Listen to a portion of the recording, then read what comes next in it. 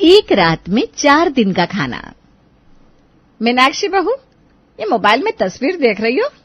यही है मेरी हैदराबाद वाली जीजी। अरे हम लोगों की तरह रहन सहन नहीं है उनका, बड़े हाई फाई लोग हैं। 20 साल पहले दीदी हैदराबाद शिफ्ट हो गई थी, वहां जाकर ही उनके बच्चों ने पढ़ाई लिखाई की। इनका बेटा बेटी दोनों बड़ी बड़ी कंपनियों में नौकरी करते हैं और दामाद तो इंडिया में नहीं विदेश में है। क्या बात कर रही है माँ जी, हमारे विदेश में रहने वाले रिश्तेदार भी हैं, मुझे तो पता ही नहीं था। अरे तुझे कहाँ पता होगा, तेरी शादी में जीजी आई नहीं थी ना, उनके बच्चों की शादी में हम नहीं पहुंच पाए थे। लेकिन माँ जी ऐसा क्यों किया आपने? कम से कम शादी में तो आप लोगों को जाना चाहिए था। अरे बेटा क्या बताया, हैदराबाद यहाँ से दूर भी बहुत है ना, एरोप्लेन का टिकट कराने का तुम्हारे ससुर जी के पास पैसा नहीं था और ट्रेन में 3 दिन का सफर करके जाने की हमारे अंदर हिम्मत नहीं थी। हमारे बच्चे छोटे छोटे थे ना उस समय, मोन्टो का हाई स्कूल का एग्जाम था। बस परिस्थितियां कुछ ऐसी बनी कि हम चाह कर भी पहुंच नहीं पाए। जीजी से मिले भी बरसों बीत गए, लेकिन फिर भी जीजी के लिए प्यार मेरा आज भी वैसा का वैसा बना हुआ है। वो तो होना ही है माँ जी, अपने चाहे जितने भी दूर रहे, अपने परिवार के दिल से थोड़ी ना दूर हो सकते हैं। हाँ बहू, पता नहीं कब मिलना होगा। बस शुक्र है ये फेसबुक का, जो इसकी मेहरबानी से सबका हाल चाल फोटो सब दिखती रहती है, वरना इतने सालों में तो शक्ल तक भूल जाए इंसान। बहू मीनाक्षी को अब सास कमला अक्सर अपनी बड़ी जीजी की अमीरी और महानता के किस्से सुनाती, जिसे सुन सुनकर बेचारी मीनाक्षी के कान पक गए थे। एक दिन, अरे मीनाक्षी सुन तो जरा, याद है मैंने तुझे बताया था हैदराबाद में मेरी बड़ी जीजी रहती है। लो फिर से रिवीजन कराने के लिए बुला लिया। हाँ माँ जी याद है मुझे, हैदराबाद में आपकी दीदी रहती है, 20 साल पहले हैदराबाद चली गई थी, उनके 2 बच्चे हैं, सब बहुत हाई फाई पढ़े लिखे हैं, लाखों रुपए में पैसे कमाते हैं, सब सुन चुकी हूँ। और कोई नई बात हो तो बताइए ना। नालायक, खबरदार जो तूने उसके बारे में एक भी शब्द कहा। अरे जीजी क्या है, मेरी आधी माँ है समझ ले, बचपन में मुझे गोद में खिलाया उन्होंने। अरे माँ जी मैं कहाँ कुछ गलत बोल रही हूँ, मैं तो बस ये पूछ रही हूँ कि ऐसी क्या खास बात है जिसके लिए आपने मुझे ऐसे चिल्ला चिल्ला कर बुलाया। अरे बेटा मेरी खुशी का कोई ठिकाना नहीं है। भगवान, मुझे तो अभी भी यकीन नहीं हो रहा कि ये सब सपना है कि सच है। अरे तुझे पता है अभी फोन आया था। माँ जी आपका कौन बनेगा करोड़पति में जाने का नंबर तो नहीं लग गया? अब समझ में आया, तभी आप फोन सुनने के बाद ऐसी खुशी की मारे बावली हुई जा रही हैं। माँ जी अब आपको घर गृहस्थी के कामों की चिंता करने की कोई जरूरत नहीं है। आप तो बस सुबह से लेकर रात तक सिर्फ किताबें खोलकर उसमें अपना दिमाग खपाइए। मैं कह रही हूँ 10 करोड़ नासी 10-20 लाख तो जीत कर ले ही आइए। अरे हमारी गरीबी तो इतने में ही दूर हो जाएगी। अरे चुप कर नालायक, पैसों की भूखी रहा कर तू, किसी की पूरी बात सुननी नहीं है, अपना राग या लपना है। तेरी बातें सुनकर मेरी सारी खुशी हवा हो गई। अब तू जा यहाँ से, मैं तुझे कुछ नहीं बताने वाली। ऐसे क्यों कर रही हैं, बताइए ना। फिर क्या बात है, अब आप इतना उछल रही थी तो मुझे यही लगा कि शायद 10-20 लाख रुपए मिलने वाले हैं और इसीलिए इतनी खुशी से बावली हुई जा रही हैं आप। अरे तू 10 लाख का पीछा छोड़ ना, मेरी जिज्जी आ रही है। कौन सी जिज्जी, वो जबलपुर वाली? सत्यानाश, इतनी बार तुझे बताया मैंने जिज्जी के बारे में, लेकिन अभी भी तेरे दिमाग में नहीं बैठा। जबलपुर वाली नहीं, हैदराबाद वाली जिज्जी आ रही है। वैसे तेरी भी गलती नहीं है, तूने आज तक उन्हें देखा ही नहीं है तो याद कहाँ से रहेगा। अरे नहीं माँ जी मैं मजाक कर रही थी, मुझे सब याद है। अब आप प्लीज फिर से उनकी हिस्ट्री ज्योग्राफी बताने मत बैठ जाइएगा, मेरे पास रसोई में बहुत काम पड़ा है। आप शॉर्ट में बताइए क्या बात है, वरना मेरी सब्जी जल जाएगी। अरे मेरी जिज्जी आ रही है अपने पूरे परिवार के साथ। इतनी खुशी तो मुझे मेरे बहू के आने की भी नहीं हुई थी जितनी जिज्जी के आने की हो रही है। आपकी जीजी आ रही है? लेकिन माँ जी आप तो कहती थी मौसी जी अपने बड़े शहर हैदराबाद से बाहर कहीं जाती नहीं, खास करके हमारे छोटे से शहर में उनको रहने की आदत भी नहीं है। फिर हमारे छोटे शहर में ऐसे अचानक आने का प्रोग्राम कैसे बना लिया? क्या भाई, तेरे सीने पर सांप क्यों लौटने लगे मेरी जीजी का नाम सुन के? थोड़ा हाथ पैर हिलाकर घर का काम जो करना पड़ जाएगा। देखो मेरी बड़ी जीजी आए, उनके आने से पहले मुझे घर एकदम चाक चौबंद चाहिए, समझ रही है तू? पूरा दिन बैठकर मोबाइल में उंगलियां खींचते हुए तू मुझे नजर आई ना तो तेरी खैर नहीं है। चल पूरे घर को चमका दे। माना कि उनके स्टेटस का घर नहीं है हमारा, लेकिन फिर भी साफ सफाई तो मेंटेन रख ही सकते। तू अब जा, बातों में समय खराब मत कर, जीजी के आने की तैयारी कर ले जा। माँ जी लेकिन तैयारी कैसे होती है बताइए तो? सोने के थाल ऑर्डर करके मंगवा लूं, उस थाल में दीपक रख के आरती उतार लीजिएगा उनकी। किसी ने ठीक ही कहा है, बंदर क्या जाने अदरक का स्वाद। तेरे पूरे खानदान में कोई इस मुरादनगर से निकलकर बाहर गया है जो तुझे पता चलेगा कि बड़े शहर में रहने वाले लोगों की क्या लाइफस्टाइल होती है? अरे मेरी जीजी हैदराबाद की बहुत बड़ी हस्ती है। सोशल वर्क हो या कोई साहित्यिक कवि सम्मेलन हो, स्कूलों के चीफ गेस्ट बनने से लेकर हर क्षेत्र में झंडा गाड़ रखा है मेरी दीदी ने। क्या बात कर रही है माँ जी, मौसी जी इतनी बड़ी सेलिब्रिटी हैं क्या? लेकिन फिर भी आपको देखकर मुझे यकीन नहीं हो रहा कि आपकी बहन इतनी खास हो सकती है। कहाँ आप, कहाँ मौसी जी। हाँ, आपको तो गली का कुत्ता भी पहचानने से इनकार कर देता है। देखा है ना, आप जब भी साड़ी पहन के घर से बाहर निकलती है, कॉलोनी के कुत्ते आपको दौड़ा लेते हैं। हद हो गई है बहू, जब मुंह खोलेगी तब बकवास ही करेगी। मैं कहती हूँ तू तैयारी में लगेगी कि नहीं? हाँ माँ जी, मैंने कब इनकार किया। मैं सामान की लिस्ट बना देती हूँ, आप मंगवा दीजिए। और वैसे भी मैंने सुना है बड़े बड़े अमीर लोग हम लोगों की तरह ज्यादा पूरी पराठा नहीं खाते, वो तो बस सलाद और सूप ही लेते हैं। ये मेहमानों के घर आने पर पूरी पराठा, शाही पनीर खिलाना, ये सब हमारे जैसे मिडिल क्लास लोगों की सोच है। इसीलिए मैं सोच रही हूँ माँ जी, मौसी जी के आने की खुशी में ना मैं भी 2-3 तरह के बढ़िया अंग्रेजी स्टाइल के सलाद बनाना सीख लेती हूँ, और सूप भी। ज्यादा अंग्रेज बनकर मत दिखा, जो तुझे कहा है ना चुपचाप वही सब बना लेना। और सुन, मेहमानों के सामने नाक मत कटा देना। अरे जीवन भर में पहली बार मेरी जीजी आ रही है और तू ऐसी खातिरदारी करेगी उनकी, यह कच्चे खीरे और गाजर खिलाकर। माँ जी मुझे क्या है, मैं तो बना दूंगी मटर पनीर। लेकिन मैं तो जो कह रही थी ना, आपके फायदे के लिए कह रही थी।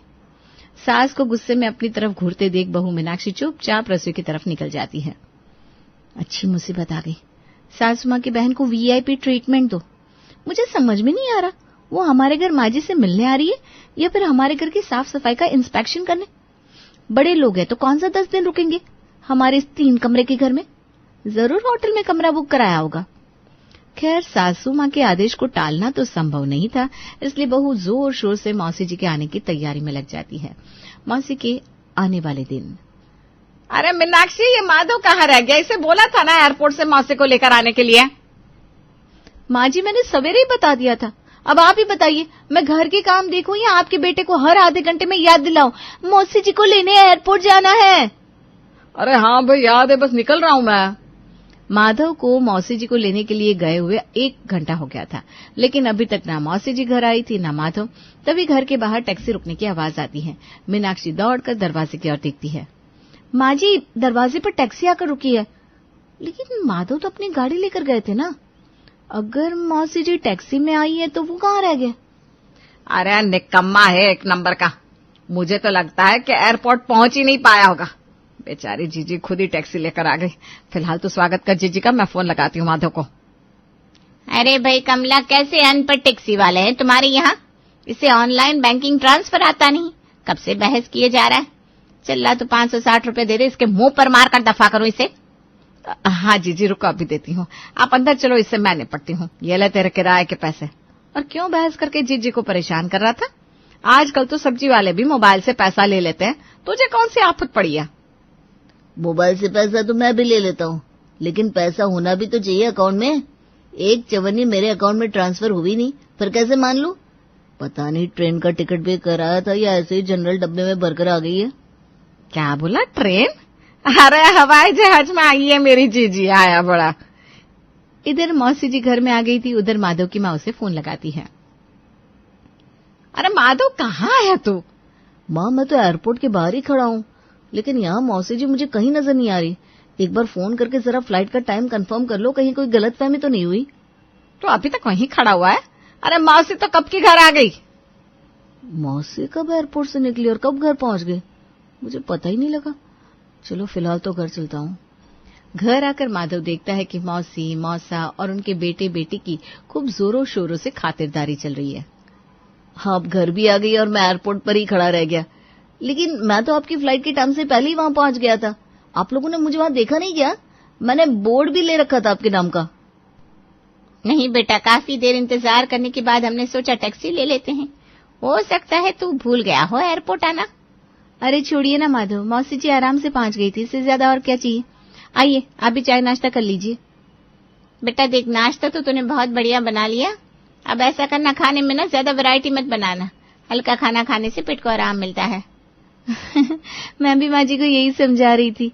चुप कर, जब देखो तब बीच में बोलने लगती है। अरे तेरा बस चले ना तो तू रोज खिचड़ी खिलाकर ही काम चला ले।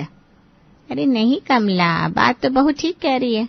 बहू तुम ऐसा करना, रात के खाने के लिए बस दाल मखनी, मटर पुलाव, काजू खीर और मलाई कोफ्ता रख देना। मम्मी रायता भी बोल दो ना, थोड़ा आसान हो जाता है पचने में। हाँ बेटा चल, रायता भी रख लेना। वैसे भाभी मैंने सुना है छोटे शहरों में कचौड़ी भी खाते हैं लोग। हाँ भाई, हम तो खाते हैं कचौड़ी। क्या हुआ, वो भी खाना है क्या? हाँ, वो थोड़ी सी कचौड़ी भी बना देना। मम्मी तो कभी बनाती नहीं है इस तरह का खाना। अब आपके यहाँ आए हैं तो सारे शौक पूरे करवा कर ही जाएंगे। भाई देखो, अपना तो ये मानना है कि जैसा देश वैसा भेष। अब जब हम लोग मोदी नगर आ गए हैं तो फिर तुम लोगों की पसंद के हिसाब से ही तो खान पान रखना पड़ेगा ना। अब ये तो कोई बात नहीं होती कि हम यहाँ आकर अपने हिसाब से खाना बनवाएं। इतना लंबा चौड़ा ऑर्डर पेल दिया मौसी जी ने, और अभी भी बोल रही है वो अपने हिसाब से खाना नहीं बनवा रही। अरे भाई, मुझे तो ये समझ में नहीं आ रहा कि रह क्या गया जो ये मुझसे नहीं बनवा रही है। 4 दिन की डिश तो एक ही दिन के डिनर में बता दी। अरे बाबा रे, इतना खाना तो मैं 4 दिन में भी नहीं बनाती जितना इन्होंने सिर्फ आज में बनाने को कह दिया है। माँ जी, जरा रसोई में आइए ना, आपसे कुछ जरूरी बात करनी है। अब क्या हो गया बहू, पता है मुझे काम चोरी का बहाना याद हो गया होगा तुझे। ऐसा है माँ जी, कोई काम चोरी का बहाना याद नहीं आया। मैंने आपको ये बताने के लिए बुलाया है कि सुबह 6 बजे से एक टांग पर खड़े होकर आपकी प्यारी बहन के लिए ये तरह तरह के व्यंजन तैयार किए थे मैंने, लेकिन मौसी जी ने तो फिर से एक लंबी सी लिस्ट पकड़ा दी। अब ऐसा है, मेरी तो दर्द के मारे कमर टूट रही है। अब आप रसोई में आकर थोड़ा काम में हाथ लगाइए, वरना भूल जाइए कि मैं ये शाही भोज पकाने वाली हूँ। अरे 1000 बार कहा था इसने कम में माधव को कोई हट्टी कट्टी गांव की लड़की लिया। शहर की लड़कियों के यही ड्रामा होते हैं, थोड़ी देर काम कर लेती है और उनका उय माँ मैं तो टूट के बिखर गई शुरू हो जाता है। पूरे 3 घंटे दोनों सास बहू की कमर तोड़ मेहनत के बाद आखिरकार डिनर बनकर तैयार हो जाता है। डिनर के बाद माँ जी, आज तो गहरी नींद आने वाली है मुझे। पूरा दिन काम कर करके थक कर चूर हो गई हूँ मैं। हाँ भाई, थकान तो मुझे भी बहुत हो गई है। अरे बहू, कहाँ भाग रही है इतनी जल्दी? मासी जी, वो इन्हें सुबह ऑफिस जल्दी जाना होता है ना, इसलिए अपने रूम में सोने जा रही हूँ। ये लो भाई, हम इतना दूर से तुम्हारे साथ समय बिताने के लिए आए हैं और तुम्हें सोने की पड़ी है। अभी 1 कप कॉफी भी तो बाकी है। अच्छा चलिए ठीक है, अब आपकी इच्छा है तो बना देती हूँ। कॉफी का इंतजार करते हुए दोनों बहनें बैठकर आपस में बातें करने लगती हैं और बहू मीनाक्षी गर्मा गर्म कॉफी बनाकर सबके आगे कॉफी का कप रख देती है। जैसे ही मीनाक्षी धीरे से अपने कमरे की ओर जाने लगती है, मौसी जी की बेटी उसे आवाज लगाती है। भाभी, कॉफी बनाने से पहले आप एक बार चॉइस तो पूछ लेती। मैं सिर्फ कोल्ड कॉफी पीती हूँ, मेरे लिए कोल्ड कॉफी बना दो प्लीज। कोल्ड कॉफी के लिए तो घर में बर्फ नहीं है, सॉरी आज तो नहीं बन पाएगी। भाभी, तो इसमें कौन सी चिंता की बात है, आप ब्लिंकिट से एक आइसक्रीम ऑर्डर कर दीजिए। आइसक्रीम वाली कोल्ड कॉफी तो वर्ल्ड की बेस्ट कोल्ड कॉफी होती है। अब तो मीनाक्षी के पास उसकी बातों का कोई जवाब नहीं था, इसलिए बेचारी मीनाक्षी चुपचाप रसोई में जाकर कोल्ड कॉफी बनाने लगती है। मीनाक्षी की कोल्ड कॉफी देखकर बाकियों के मुंह में भी पानी आने लगा था। अरे बहू, इतनी स्वादिष्ट कोल्ड कॉफी बनाकर लाइए तू। अब तो मेरा भी दिल फिसलने लगा तेरी कोल्ड कॉफी पर। ऐसा कर बेटा, हमारे लिए भी बना ला एक कोल्ड कॉफी। अरे यार, ये लोग क्या अकाल पीड़ित प्रदेश से आए हैं, एक के बाद एक खाने की फरमाइश करते जा रहे। अरे कल का सवेरा नहीं होगा क्या? जो खाना है कल सवेरे खा लेना। लेकिन नहीं, इन्हें तो रात के 12 बजे सारी फरमाइश पूरी करवानी है। माँ जी को मैं छोड़ूंगी नहीं, इनकी वजह से ये सब भुगतना पड़ रहा है मुझे। गुस्से में बड़बड़ाते हुए मीनाक्षी फिर से किचन में जाकर एक बार कोल्ड कॉफी बनाने में लग जाती है। अगले दिन सुबह, भगवान करे 1-2 दिन में ये लोग वापस चले जाएं। भाई, इससे तो अच्छे हम छोटे शहर वाले हैं, कम से कम हम किसी और के घर जाकर ऐसी हफ्सियों वाली हरकत तो नहीं करते। अगला दिन एक नई खबर के साथ आया था और वो खबर ये थी कि आज मौसी जी का दामाद भी कमला के यहाँ आने वाला था। अरे माँ जी, इन लोगों ने खा खा कर मेरी हालत पस्त कर दी है, अब इनका दामाद भी आ जाएगा, पता नहीं क्या गत बनेगी मेरी। शाम होते होते मौसी जी का दामाद राजीव भी उनके घर पहुंच गया था और ये कहने की बात तो बिल्कुल भी नहीं है कि दामाद बाबू भी बिल्कुल अपनी सासू माँ के जैसे ही थे। घर पर आते ही उन्होंने भी बहाना बनाकर टैक्सी के पैसे माधव से मांगे और उसके बाद एक के बाद एक खाने की फरमाइश शुरू कर दी। माँ जी मैं बता रही हूँ, अगर 2 दिन से ज्यादा ये लोग हमारे घर रुके ना तो फिर आप नई बहू ढूंढ लेना, क्योंकि मुझसे इन लोगों की चाकरी नहीं होने वाली।